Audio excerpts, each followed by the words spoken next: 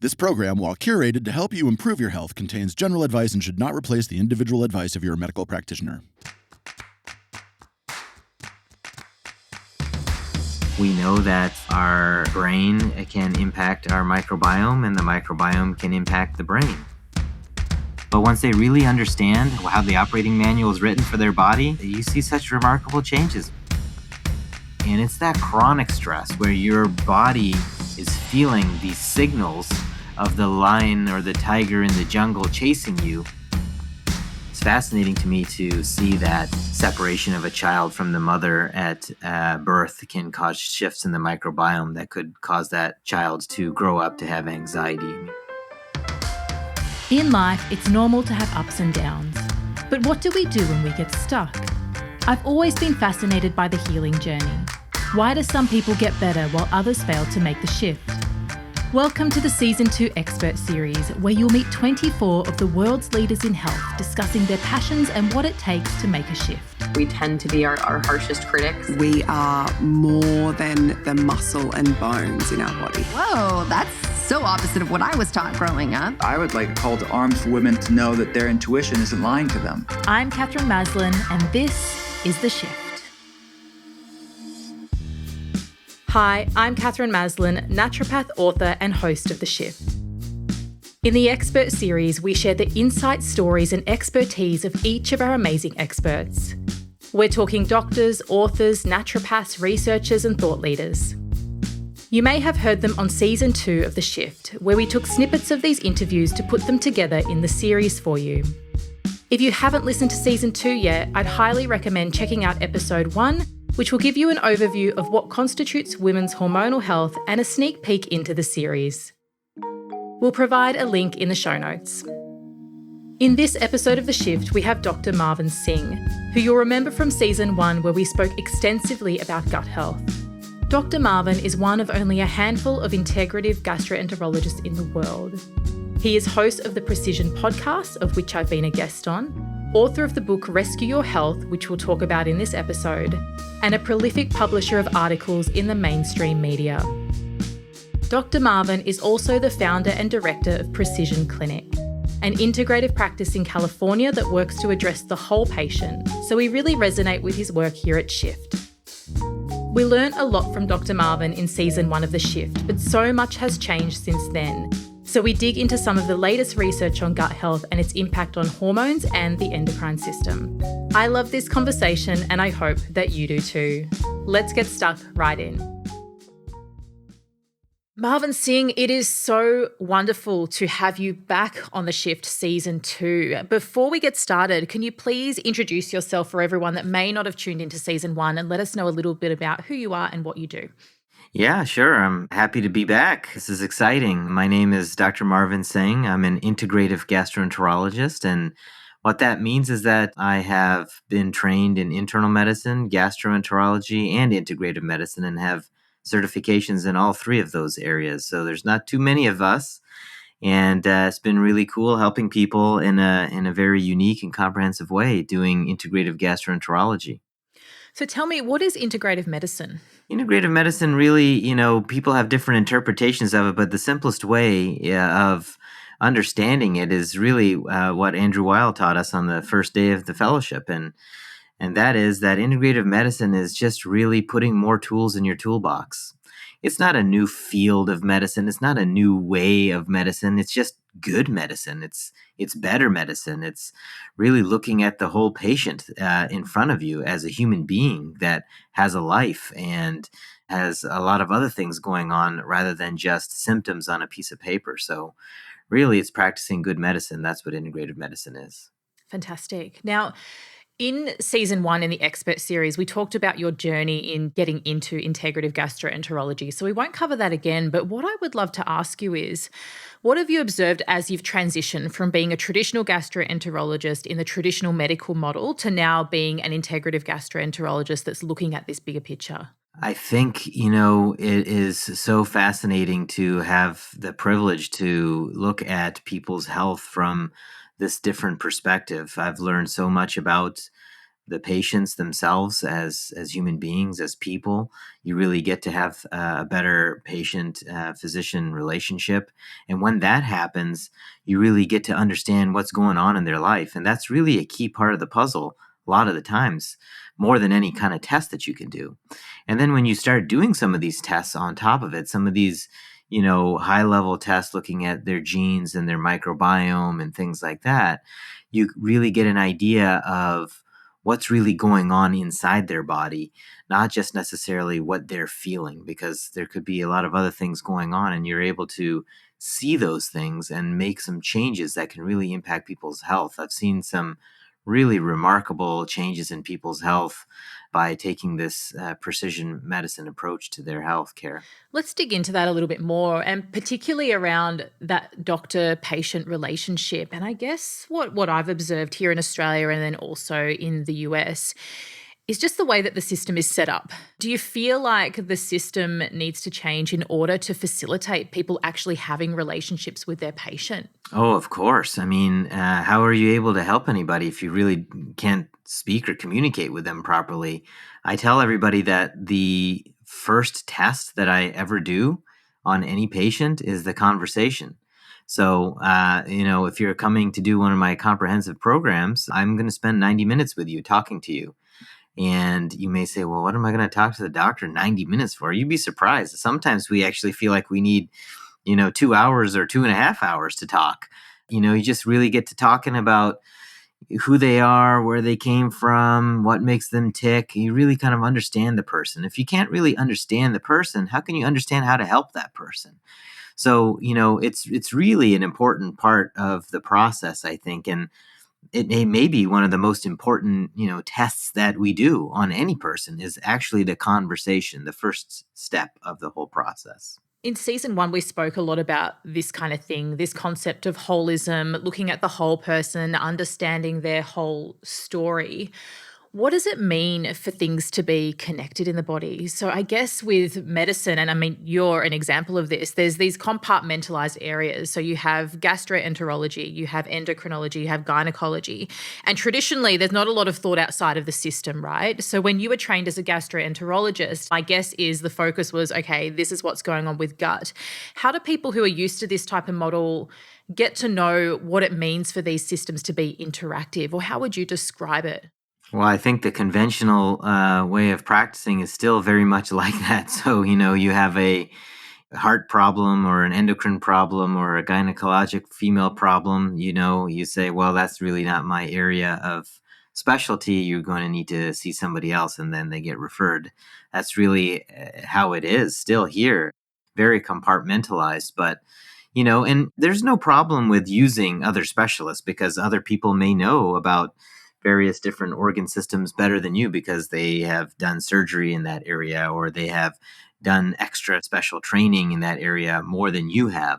But I think what we miss is that it doesn't matter that there are different organ systems and different specialists. What matters is that that person in front of you is the entire picture right in front of you. And if you don't realize that there are all of these aspects that are intermingled with each other, then you may not be able to help them as well as you could if you don't at least stop and appreciate that for a moment. I often explain how the body works as kind of like a snow globe. So if you imagine a snow globe sitting on your desk, it's still, and then when you say, okay, well, I'm going to see what happens when, let's say the symptom is eczema, for example. So, okay, let's shake the snow globe, and you see all the snowflakes flying around inside that snow globe. Well, you want to know why you have eczema? The answers are in the snowflakes. How can you look at one specific snowflake and be like, the answer is going to be in that one flake? Because that one flake is flying around, moving and touching and bumping into other flakes. And that's really how the body works inside. We don't fully 100% know all the details about how every chemical or metabolite interacts with each other. But in a lot of circumstances, we do appreciate that these systems are intermingled with each other and that they're not separate on their own type of organ systems. It's all mixed together. I love that concept of the snow globe, and particularly that concept of, yes, there's all these different pieces, but they're also interacting with one another as well. So you have a podcast called Precisione. Tell me, what is precision healthcare? So precision healthcare, in my eyes, the way that I practice precision healthcare is really, I consider it to be the next generation of healthcare. I don't practice just regular precision or preventive medicine. It's really preventive medicine plus. It's prevention to the max, really. Some people will still think that, preventive medicine or precision medicine is going to your doctor and getting your cholesterol checked and maybe an EKG and some basic blood work, and the doctor saying, okay, looks like you got a clean bill of health, Bob. And Bob leaves the doctor's office feeling good, thinking that he's got a clean bill of health. But 6 months later, Bob has a major heart attack, is in the hospital getting a stent. Well, what happened? What went wrong? It's because all of this way of practicing is really just very superficial. Really, precision healthcare means looking at what's going on inside your body and learning what your risk factors are. Learning about your risk factors, hopefully, before the problem actually occurs. So looking at your genes, looking at your microbiome, looking at what your inflammatory markers are saying, looking at what imaging studies might show, like a CT coronary calcium score or brain MRIs and body MRIs, looking at body composition imaging, looking at mitochondrial health. We can test all of these things. And when you look at all of these things, you understand what different pockets of the body are doing and saying. And when we do that, then we can try to understand what themes are going on, what risk factors you might have, where there might be something going awry. And you may not have any symptoms. And that's great if you don't have any symptoms, because that means we have the opportunity to make an intervention before you actually have symptoms. People sometimes get scared about precision medicine. What if they find a little bit of cancer? That's very scary for me. Cancer is something that is very nerve-wracking for anybody. But, on the flip side, it might be, well, what's better for you? Would you rather find a small focus of cancer where it's so small that you're not symptomatic and it could be surgically removed, for example? Or would you rather wait till it was so big that it's already spread and you're losing weight and you have not much time or not many chances to have a treatment? I think the choice seems obvious. Same thing with heart disease. You may think you look healthy, feel healthy, you exercise, but you don't know what's going on inside. You don't know how much visceral adipose tissue you have. You don't know what the fat composition of your liver is, how much percentage fat your liver is, unless you do some of these tests and what your genetic risks are. If you know what some of these things are, you're able to make an intervention if you see that there's some warning signs, because who wants to wait until they have a heart attack before they get healthy? How many people have you seen where it's actually, like, oh, well, I can't eat salt because I had a heart attack, or I'm eating a low carb diet because I had a heart attack? I mean, they already had the problem. What if they started doing some of these things before they had the problem? Then their overall length and quality of life would probably be a lot better. So that's really what precision medicine means to me. And I actually coined a term to kind of describe this way of practicing and looking at your healthcare. And I call it precisionomics. It's just the field of medicine and a way of looking at your health in this manner. Tell me, Marvin, why do you think people wait? Why do you think people wait until they are at this crisis point before addressing their health? I think that's kind of partially the fault of the healthcare systems, because that's what the healthcare systems want. It's a very reactive setup, at least in the United States. If you have a heart attack, then you can go to the hospital and get it taken care of. But if you want to have nutrition counseling for prevention of heart disease, it's probably not going to be covered unless you're diabetic. Like there are so many rules to actually helping people in this manner. And that's probably part of the reason is because the culture is set up that way. When you have a problem, you go to the doctor. But the whole point is to not have a problem, because why would you want to wait until you have a problem? Let's figure it out. If you want to live long, if you want to enjoy your life, go on vacations, work and grow your business and not be bothered by getting sick, then it's worth the investment in trying to figure out what your risk factors are so that you can prevent the problems from happening in the first place. Gut health is central to everything, so it may be good to get some additional support. Many of my listeners have opted to do my 8-week Heal Your Gut program. In this 8-week course, I'll take you through the strategies that I use with my patients in clinic every day to heal the gut and give you the lifelong tools you need to support your gut health. To join us, go to theshiftclinic.com and click on Programs and Courses. Have you stumbled across anything interesting and new since we last spoke for season 1 of The Shift? Well, I was recently learning a lot about the endocrine system and gut health, and I know that's one of the areas you want to discuss during the second season. And really, I mean, I think I always knew that the microbes in the gut can impact our hormone system, but I think really understanding some more of the details became really fascinating to me. And it really seems that this concept of these bacterial metabolites is really what's going to be on the next forefront of understanding the microbiome. And metabolites, I guess, to try to put it in simple terms, is basically, you can think of it as like a chemical that is produced by the different bacteria.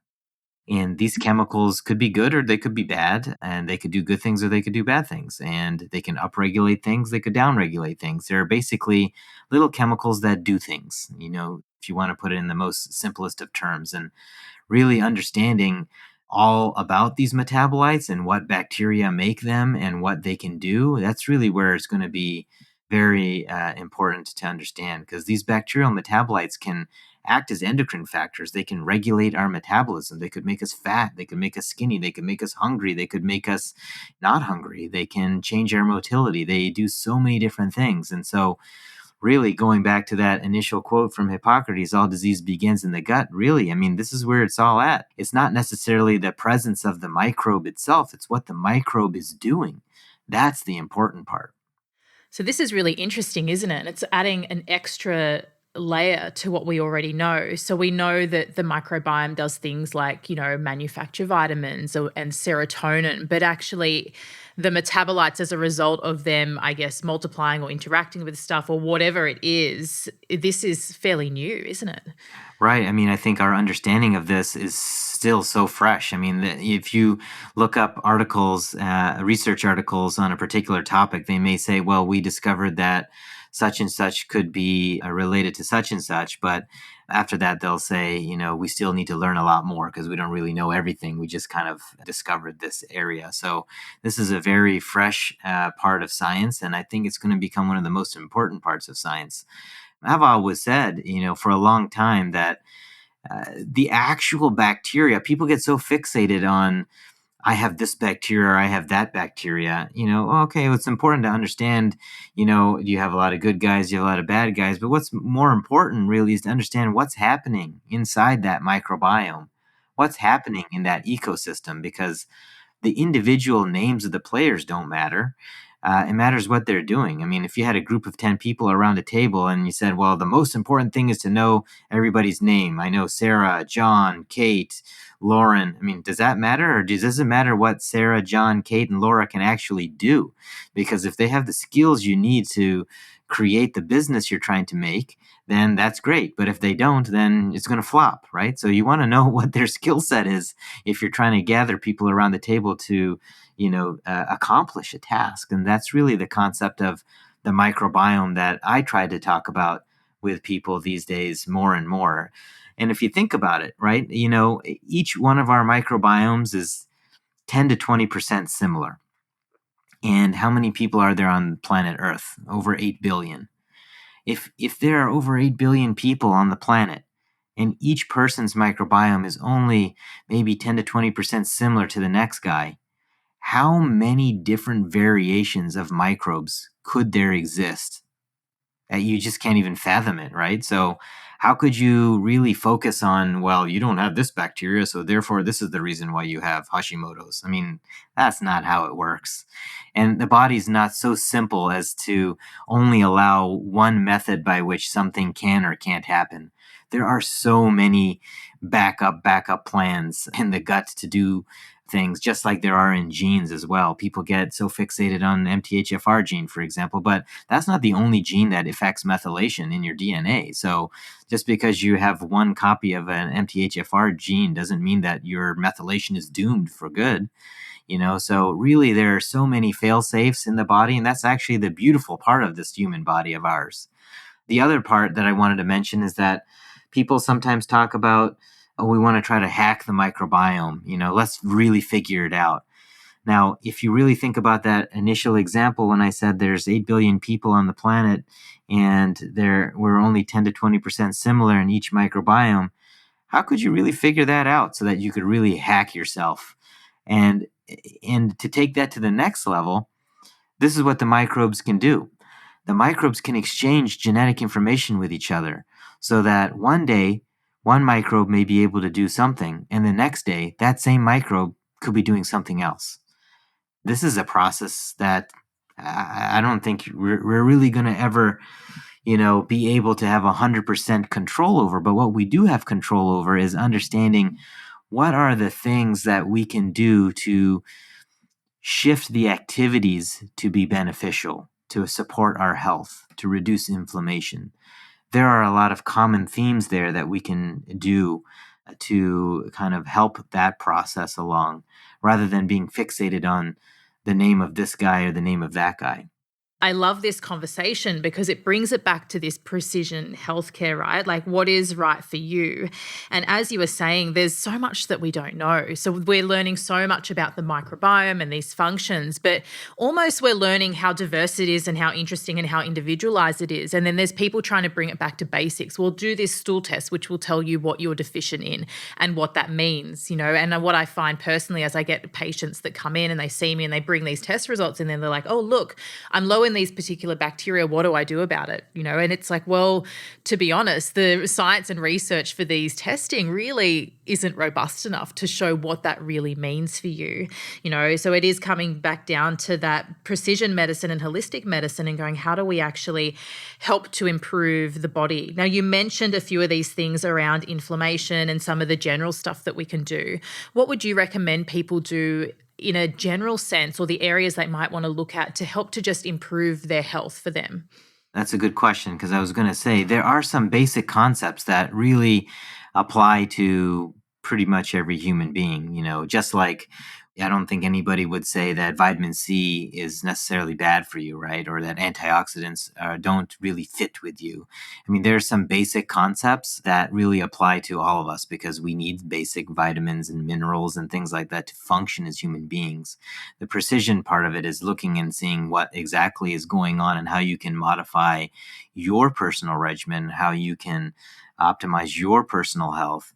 But there are some basic concepts, just like in nutrition with vitamins and minerals, that also apply to the microbiome. And, it may sound silly, but there's so many articles written on these topics that pertain to lifestyle factors and how a microbiome can be influenced. I've written a couple of book chapters on this topic as well. The microbiome responds favorably to exercise. It responds favorably to sleeping the right amount. It responds favorably when you're modifying stress, when you're meditating, you're relaxing, you're enjoying life, you're having fun. There are all kinds of fun studies out there comparing those who do and don't have these particular lifestyle factors as part of their routine and looking at diversity of the microbiome. That's really one of the markers that we look at as far as strength. We know that diversity brings resiliency, and resiliency means strength. So that's one of the things we look at. How diverse is your microbiome? Because if the microbiome is diverse, that would imply that that you have a diverse skill set there as well, and that many different functions could be done, which is what we want. We don't want a bland microbiome that could only do a couple things, because maybe those couple things aren't going to be favorable to you also. These lifestyle factors, eating proper, well-balanced diet with avoiding toxins and food toxins, processed packaged foods, eating a lot of vegetables and fiber sources, practicing all these other lifestyle measures I just mentioned. These are very important medicines for the microbiome. Why do you think, given the amount of robust research on these lifestyle factors, on the microbiome and general health, and pretty much most conditions would have some lifestyle research behind them, that the conventional medical model just doesn't accept them and it actually can negate them in a lot of instances? Maybe it's too simple. I don't know. I mean, I've seen a lot of people get better without any medications, maybe some herbs or some supplements to support them along the way. But once they really understand how the operating manual is written for their body, you see such remarkable changes with some things that seem so simple, but so powerful at the same time.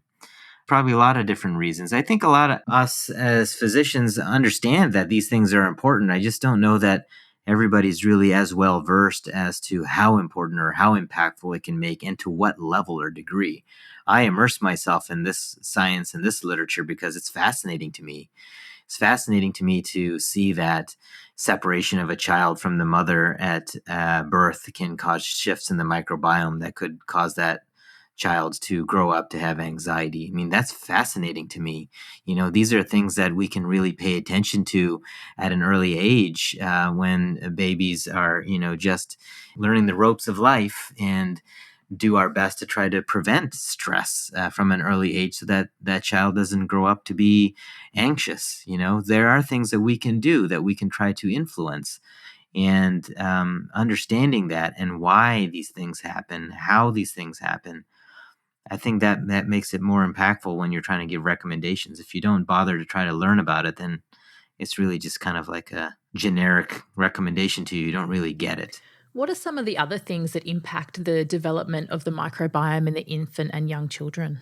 That's a great question. I mean, we always say there's the first 1,000 days. That's the most important part of the microbiome's development, and that includes the time before the baby is even born. And really, the mom's health. We always say healthy mom, healthy baby, right? And I think we always know that, but maybe we didn't fully understand exactly why that is important or how that is even important. And, mom's nutrition, mom's health is really helping to compose her microbiome. And when the baby comes out, the baby is going to be exposed to that microbiome. That's the initial inoculation. And stress, like we just mentioned, stress can be very impactful on the baby, can cause shifts in the microbiome. We all, a lot of people, how many times have you heard people say, oh, it's just a baby. They don't know anything. They can't hear. They don't understand. Well, they may not be able to speak English to you right now because they're just a baby, but they sure know what's going on. That's why humans are such an incredible species, because part of the learning process is supposed to happen from birth. You're learning your environment. You're learning about emotional cues. You're learning about all of these things by observation. And when you're observing negative things and exposed to negative things, including chemicals and toxins like cleaning supplies, and we could talk for hours on these kind of things. But when you're exposed to these kind of things from an early age, that really shapes who you are. I don't think a lot of people get that or really fully appreciate that. Let's shift gears a little bit. And what I'm interested in, can you tell me how the gut might be related to hormonal issues? In my eyes, gut health is the same thing as endocrine health. They're really tied to each other. The microbiome is really an organ system that contributes to the regulation of our metabolism, and the hormones play a large role in all of that. We have the metabolites that the microbiome makes. These metabolites can act as factors that can influence our hormones. So really, if we optimize our microbiome, we take care of our gut, we are, in effect, helping our hormones at the same time. What about the effect of gut health and how we cope with stress? Is there any links there? We all talk about this mind-gut connection, and how I think I talked in the first season of Shift about this vagus nerve acting as a information superhighway where information is just continuously going back and forth. And this is really the core of this gut-brain axis. And we know that our brain can impact our microbiome, and the microbiome can impact the brain. And when you're under stress, stress was given to us as a feeling for a reason, because if something bad is happening, we want to be able to react to that and get out of that situation so that, we protect ourselves so we don't die. It's a protective mechanism. But these days in the modern times, our problem really is not so much like there's a tiger running towards me, I need to get out of this jungle. It's more like chronic stress, about life, about your job, about your family, about whatever, And it's that chronic stress where your body is feeling these signals of the lion or the tiger in the jungle chasing you every day for most of the day or all of the day. And there is no lion or tiger chasing you in the jungle. So the body is the same. The human being with all the organs and how everything is set up inside is the same. Yet our modern lives are different. And so that's where a lot of the problems occur and things get really messed up. The messaging is impacted by that. And the microbiome plays a role in this because when you're under stress, the composition of the microbiome shifts. And the composition of the microbiome shifts. That also means the metabolites that are produced may be changed. I want everybody, I guess, from this conversation to really think about metabolites when we're talking about gut and gut functions, because that's really the action part of the microbiome. It's the doer of the microbiome is these metabolites. There's a lot of studies talking about how the microbiome can impact the development of this hypothalamic pituitary adrenal axis, which can affect your behavior. This is this HPA axis that we talk about. And the HPA axis can control our reactions to stress and regulate our digestion, immunity, mood, energy, a lot of other different factors. And so this happens through metabolites, and metabolites come from the microbiome. And the microbiome can shift as a result of what's going on in your environment. Remember that the body wants to be well, the body wants to protect you, the body wants to save you, the body wants to help you. But the body and everything inside is not perfect. It's not a perfect system.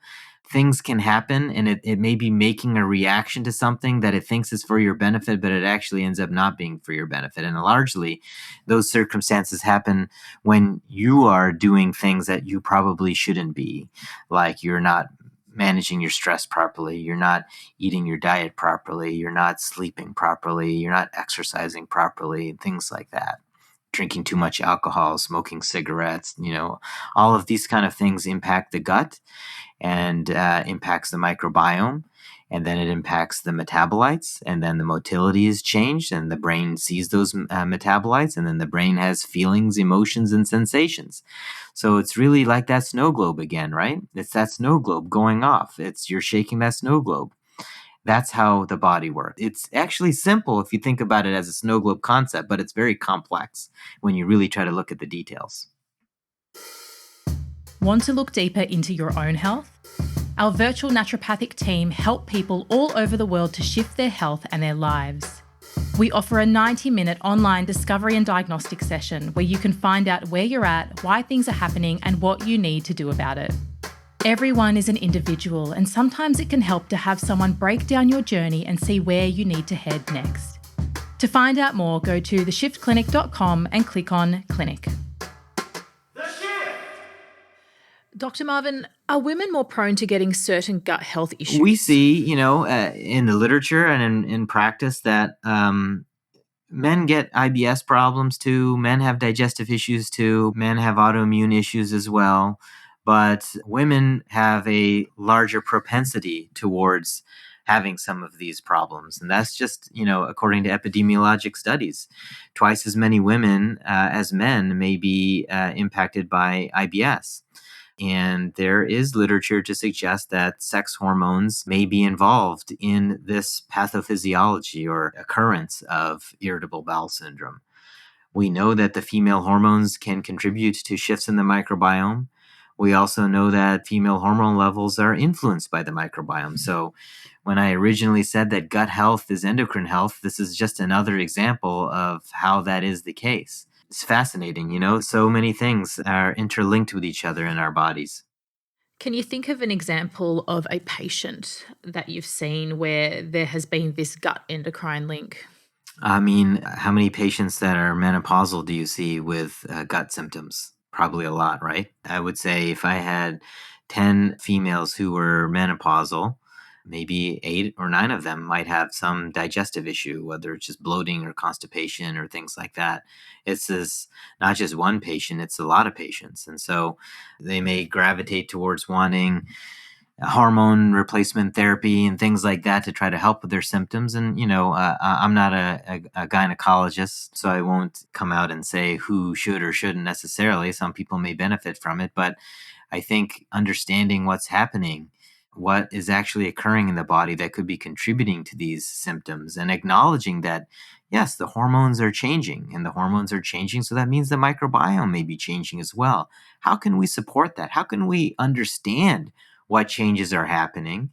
And when we understand what changes are happening, how can we support this person through that process? And a lot of other beneficial things might happen through that process of supporting them as well that you may not even really anticipate, like weight loss and energy levels improving and things like that. Again, just because the body and a lot of our feelings and symptoms are tied to each other, just like that, all those snowflakes in that snow globe.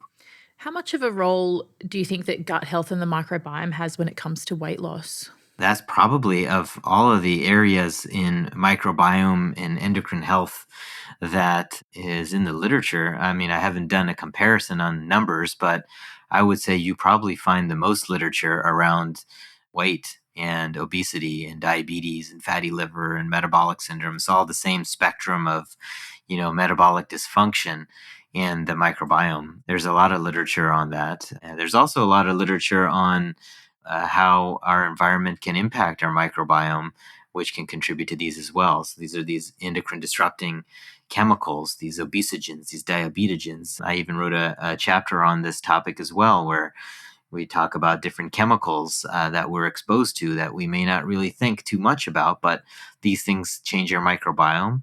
And when the microbiome changes, then again, what happens? The metabolites change. And when the metabolites change, then you have a downstream effect, which could include obesity. Now, I would love to hear more about your book, which is called Own Your Health. Now, one of the things that us authors have when we are writing a book is called a working title, and this can change as the book develops. Dr. Marvin actually chose to call his book Rescue Your Health in the end, so that's what you'll need to look up if you want to check it out. I have a book that's coming out. By the time the show comes out, it may already be out. And really, the main message that I want to give to people from this book is that it is possible to understand your health and generate recommendations from doing specific kinds of tests that can really help you prevent problems and stay on top of your health rather than being stuck underneath disease all the time. That's really one of my mottos. And there's so much information out there that we can use to our benefit. I think a lot of this kind of information and science and tests seem to be a little elusive to a lot of people. They think that it's just something that people are just talking about and writing about. But, that future of healthcare is here. The future of healthcare is here right now. You just have to find the right people to guide you in that direction and to use that type of information to your benefit. And that's really what Own Your Health is all about. And it's really a story of how people have gone through some of this type of testing and evaluation and were able to recapture their energy levels, their digestive health, and really feel like they were in control again. They were behind the driver's seat of their health. And that's what really owning your health means. It means that you're in control, you understand what your body needs, and you understand what your risk factors are for certain things, and you take the right actions to prevent them. And you are in charge. You are the CEO of your own health. I love that. Last question. If you could give just one piece of advice to somebody that needs to make a shift in their health, what would it be? I think it really depends on who the person is and what's going on in their life and what their priorities are. So you really have to kind of talk to people about what their priorities are to figure out what may be best for them. But I think how I try to get people to understand that is by, asking a simple question about, what's your purpose in life and what makes you tick? What are you passionate about? And once you understand that, then they may be able to realize what they need to do in order to accomplish that goal.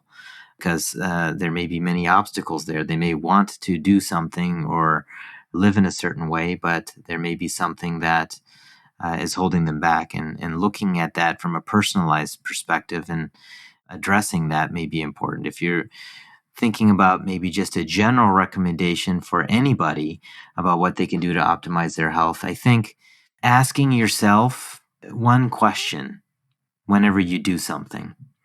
And that one question would be, how is this affecting the inside of my body? How is my body going to react to whatever I'm doing, whether it's eating something, exercising, drinking an extra drink of alcohol, smoking a cigarette, stressing out, not sleeping well? All of these things, just think, how is it affecting my microbiome? How is it affecting my health? What could potentially be happening as a result of it? Because if you start thinking about that, it's almost like reading the label on a food item. You can eat a food and say it tastes good. You can practice a lifestyle measure, whether it's a good one or a bad one, and say it feels fine to you. But if you don't really know what's in it, what's it made out of, you're going to miss the point. So think of things in that manner. You know, if I eat this candy bar, it might make me feel good mentally because it gives me a pick-me-up. It's sugar that makes me feel good, may lift my mood, but what's really happening inside? And how is that going to affect my life today and tomorrow? I think that's the one tip that I might have to help people understand how to own their health, is really thinking about it from that way. Dr. Marvin Singh, it is always such a pleasure to speak with you. Thank you so much for your expertise and your passion, and I can't wait to chat again. Thank you. Thanks for having me back. There was so much great information in this episode, so let's make sure we've gotten the key points and what action you can take as a result of this. Integrative medicine is about understanding all of the parts of the whole and treating the whole person and not just the disease. We should all have someone who can understand this concept in our personal healing support team. One of the emerging areas of gut health is bacterial metabolites and what they mean for our gut. This will lend to the complexity of the gut health story, and I can't wait to see the research that will come out of this area. If you've listened to season 1, then you'd know that gut health is related to pretty much every area of the body, but one that is often overlooked is its role in weight loss. For more on this, go back to season 2, episode 11, Why Can't I Lose Weight? Learning is great, but action is better. Here are a few things that you can do as a result of listening to this conversation in order to help you shift your health and your life. Find a support person that can take an integrative approach. Integrative physicians include doctors that are certified in this area, naturopaths that do work like we do at the Shift Clinic, and holistic Chinese medicine practitioners. Go back to season 1 where we talk about the foods that help or harm your gut and microbiome. These foundations are essential for your gut, but also the health of your entire body. Lastly, prioritise your health goals.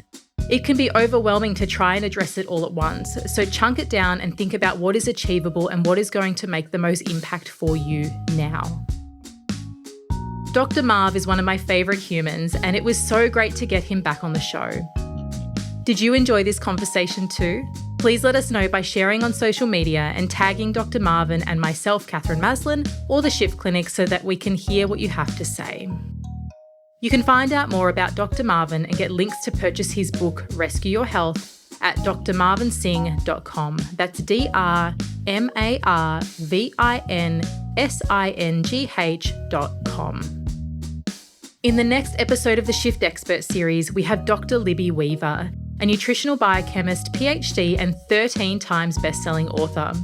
This episode has a heap of life-changing aha moments in it, so you don't want to miss it. Coming up on The Shift. The road in is the road out. So we've got to know what actually created the dysfunction so we can correct that. A lot of women are frightened of their appetite. Most people think they have to lose weight to be healthy, when my experience is the opposite. You've actually got to be healthy to lose weight. We pursue the approval of others still as adults. It's as if we still believe that it's essential for our survival. The world would fall apart if women stopped caring. We would lose the magnificent sense of community that caring and kindness creates.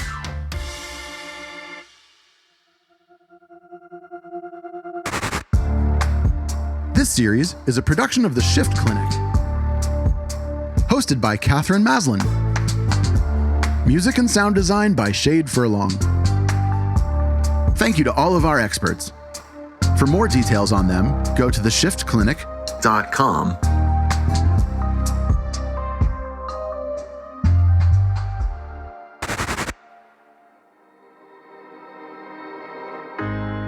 We can be. We must be. The first generation to end extreme poverty. The generation most determined to fight injustice and inequality. The generation that saves the planet from climate change. And this is how we will get it done. The global goals. A 15-year plan for everyone, everywhere. With no one left behind. The global goals are a framework that collectively help us Support the health of our people. And the planet. At Shift, we are ambassadors for the global goals. This project supports global goal number 6. Clean water and sanitation. Every time you listen to an episode of The Shift, we provide a day's access to clean water for a human in need in Malawi, Africa. Water is the foundation to health, and we believe every human should have access to clean, healthy water. So please share this podcast wide and keep tuning in so we can impact those who need it the most.